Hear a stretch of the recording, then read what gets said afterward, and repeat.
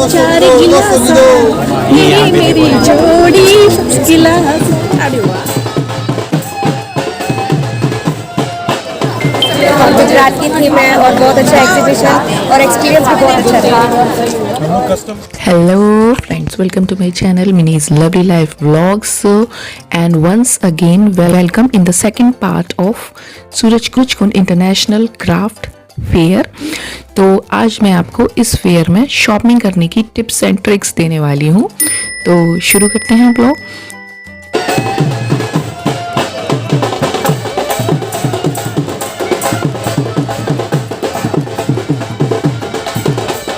सुबह फेयर में पहुंची तो ये था लास्ट डे 18 फरवरी, जिस दिन मेले का लास्ट डे था।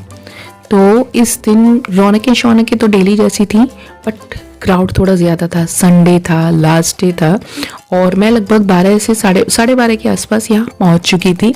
अच्छी खासी धूप खिली हुई थी, रंग बिरंगा माहौल था। तो जब हम क्राफ्ट फेयर में आगे बढ़ती गई तो थोड़ी देर बाद मुझे मिली मेरी फ्रेंड अनु, और जिसके साथ मिलके मैंने इस मेले का पूरा आनंद उठाया। मेला मीन्स मेल, डिफरेंट कल्चर्स, आर्ट्स, इन सब चीज़ों का मेल। और ये सूरज कुंड क्राफ्ट फेयर तो specially national and international handicraft items, इन सब का मेल है। कि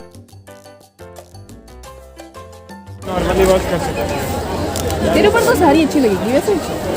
बस नेक्स्ट टेंपल लेकिन ब्लैक थोड़ा सा ब्राइट कलर लेना। ये कितनी अच्छी लग रही है, और ये भी अच्छी है वैसे। ये बहुत ही मतलब क्लास का कलर, मतलब सारी क्लास है होंगी। ये भी बहुत अच्छी है। तो पीछे ये दोनों बाकी बहुत अलग है, अच्छी भी है। हाँ भैया, लास्ट टाइम जब मैं आई थी तो इवनिंग का टाइम था, तो इस टाइम डे टाइम में तो यहाँ की रौनकें और ज़्यादा अच्छी लग रही थी। क्या शॉपिंग कर रहे हैं आप दोनों? साड़ियाँ परचेज कर रहे हैं, साड़ी के कलेक्शन देखने आए हैं। वैसे आप दोनों का देख के लगता नहीं है आप साड़ियाँ भी पहनते होंगे। नहीं हम पहनते हैं, बहुत साड़ियाँ पहनते हैं, बट जब आउटिंग पे जाते हैं तब थोड़ा सा तब सबको धोखा देते हैं। कंफर्टेबल। अनु एक्चुअली गढ़वाल से है, तो अनु को अपनी पहाड़ी पोइट्री याद आ गई। बोली कि इस तरह की कैटल्स हमारे यहाँ पहाड़ पे होती है, और पहाड़ पे ना इन कैटल्स के साथ ना एक पोइट्री कनेक्टेड है। थोड़ा सा इनोवेटिव, थोड़ा मॉडर्न लुक दे दिया ट्राई कर दिया इसको। इसका एक फेमस सॉन्ग भी है, एक केतली चार गिलास ये मेरी जोड़ी गिलास। अरे वाह। इस बार मेरा प्रोग्राम चेंज हो गया, मैंने हांडी सोची है, हांडी ले जाऊंगी। तो चलते वक्त ही उठाऊंगी, कोई फायदा नहीं इतनी भारी लेके घूमने का। 2-3 किलो। मेरी फ्रेंड को साड़ियों का बहुत शौक है, तो उसने साड़ियाँ बहुत सारी रेट्स और ये सारी चीज़ें एक्सप्लोर करी। बट मॉर्निंग का टाइम था तो इतनी बार्गेनिंग हो नहीं पा रही थी। जो शॉपकीपर्स थे वो इतने रेट डाउन करने को कह रही थी कि लास्ट ईयर हमने बहुत अच्छे रेट पे शॉपिंग करी, उस रेट पे वो लोग आ नहीं रहे थे। एक्चुअली मैंने तो साड़ियाँ खरीदनी पिछले 8 सालों से बंद कर रखी हैं, क्योंकि मैं मोस्टली शादियों वगैरह में भी साड़ी नहीं पहनती, ड्रेसेस वगैरह ही कैरी करती हूँ। तो क्या ही करना है कि सिर्फ पैसों को एक साड़ी की फॉर्म में लेके बंद करके बॉक्स में रखना है। It's not good. तो आप बेहतर होगा कि पैसों को वहाँ इन्वेस्ट करें जो चीज़ें आपके काम में आए।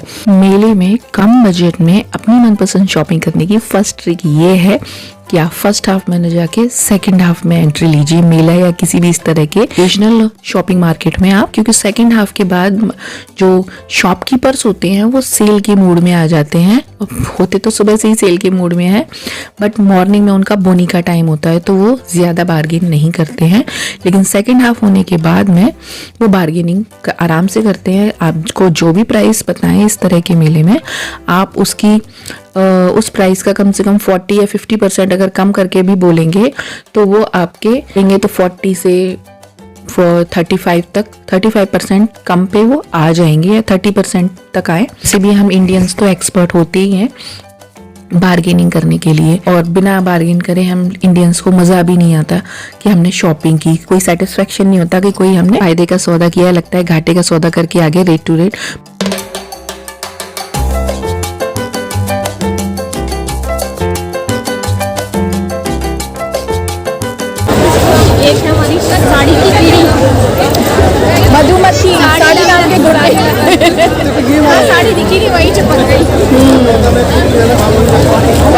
मीठा, आइसक्रीम ठंडा, तो हम इसके पीछे पड़े हुए हैं। तो आप बिंदास होके यहाँ आराम से बार्गेनिंग करिए और मेले के मज़े उठाइए जैसे कि हमने उठाए। आइसक्रीम वाला गोला खाया, बस अनुगमन कर रहा था वो सोप बबल्स निकालने हैं, वो नहीं निकाल पाई, कह रही थी वो भी निकालने का मन कर रहा है, तो बस वो मशीन हमने ली नहीं क्योंकि वो दूर बिक रही थी। हमने कहा छोड़ो यार, बच्चे भी क्या सोचेंगे। बच्चे देख के बोलेंगे मम्मी बड़ी नहीं हुई है, छोटी रही है अभी।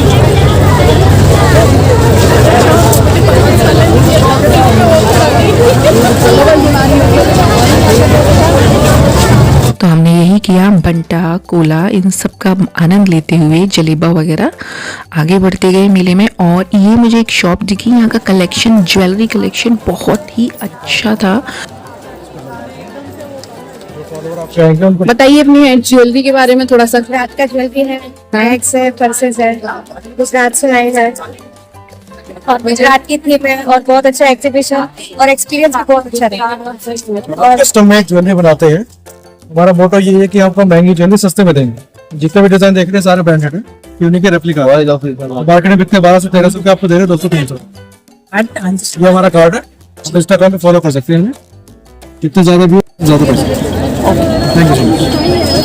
तो ये देखा आपने गुजरात के स्टॉल से ज्वेलरी, पर्सेस एंड बहुत ही सुंदर, बहुत ही अच्छा कलेक्शन है। तो और मैंने कार्ड आपको शो कर ही दिया है, तो आप यहाँ से ले सकते हैं और इन्हें कांटेक्ट कर सकते हैं। Thank you. मेले में बहुत सारी ज्वेलरी शॉप्स तो थी, वहाँ पे कॉमन सा था, इनका डिफरेंट था और इनके बैग्स वगैरह के कलेक्शन भी बहुत अच्छा था।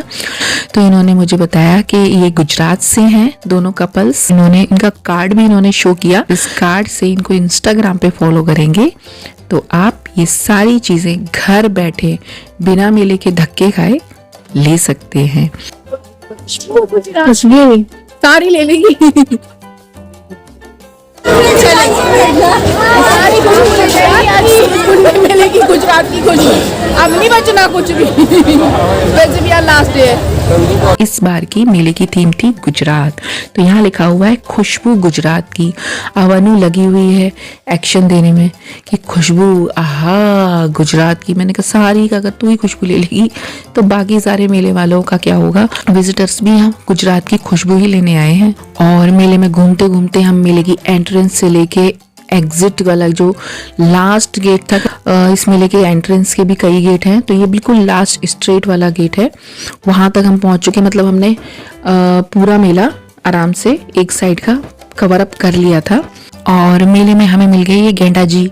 जी हाँ, ये जो रेनो है ये कई सालों से यहीं पर है और हम जब भी हर साल आते हैं अनु और मैं, तो इस रेनो के साथ पिक्चर ज़रूर कराते हैं। और ये इन्हीं बड़ी बड़ी लाल लाल आँखों से हमें देखता रहता है कि ये आ गई फिर से मुझे परेशान करने। और सेकंड ट्रिक ये है मेले में जाने की कि एक बड़ा सा अपने साथ पिट्टू बैग ज़रूर लेके जाएं। पिट्टू बैग या शोल्डर बैग जिसे हम कहते हैं, बैकपैक। एक्चुअली मेले में क्या होता है, वो छोटे छोटे प्लास्टिक बैग्स में हमें शॉपिंग जो हम करते हैं वो सारे मटेरियल दे देते हैं और उन सबको एक साथ, मतलब छोटे छोटे बैग्स, अगर हम कहीं बैठ जाते हैं खाना खाने के लिए या मेट्रो से हमें जाना है या ऑटो वगैरह में, तो वो इधर उधर मिस हो सकते हैं एक दो आइटम्स हमारी इतनी महंगी या इतनी दिल से करी हुई शॉपिंग। तो एक बड़ा सा बैकपैक लेकर जाएँ जिसमें आप अपने छोटे छोटे पैकेट्स वगैरह सारे उसमें असेंबल कर सकें और कंफर्टेबली बिना किसी आर्टिकल के मिस हुए आप उसे अपने घर तक पहुंचाएं। आप इस तरह से मेले में नज़र रखा करिए, जब आप जाएं तो छोटी छोटी सेल भी लगी हुई होती हैं और ये लकड़ी के सामान की सेल लगी हुई थी। अब ये जो ट्रे है ये थी 200 में और ये जो ब्लू वाली ट्रे है ये भी 200 में थी। तो इसमें 200, 100, 50 एंड 20 रुपीज़ में कोस्टर टाइप पतले पतले आइटम्स थे। 100 में बॉक्सेस थी, छोटी ट्रेस वगैरह थी, छाट लीजिए, फ़ोटो फ्रेम्स वगैरह थे। और 50 में भी ऐसे ही छोटा मोटा सामान था। तो जिसको जो चाहिए सब छाटने में लगे हुए थे। पैन होल्डर्स वगैरह भी थे और जो की होल्डर्स होते हैं वो भी थे। तो 100 और 50 की रेंज में ही थे सारे। तो मेरी थर्ड टिप इसी से रिलेटेड है कि अगर आपको सेल में भी इतना भी सस्ता क्यों ना मिल रहा हो, बट आप पहले अपने आप से पूछें कि यू नीड इट, कि आपको सच में इसकी ज़रूरत है। अगर आपको लगे कि हाँ आपको इसकी सच में ज़रूरत है तभी आप उसे लगे, कि अगर आपको लगे कि नहीं सिर्फ सेल में सस्ता मिल रहा है इसलिए ले रहे हैं तो आप इसे मत लीजिए, क्योंकि सस्ता ज़रूर मिल रहा है पर आप उसका घर में करने के वाले हैं।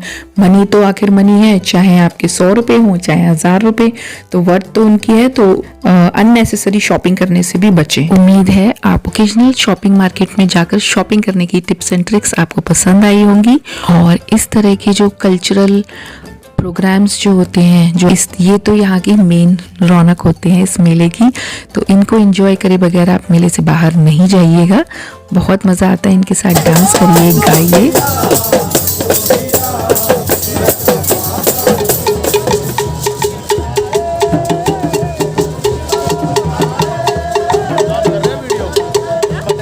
मिलती हूँ अगले वीडियो में, तब तक के लिए bye bye, see you, take care.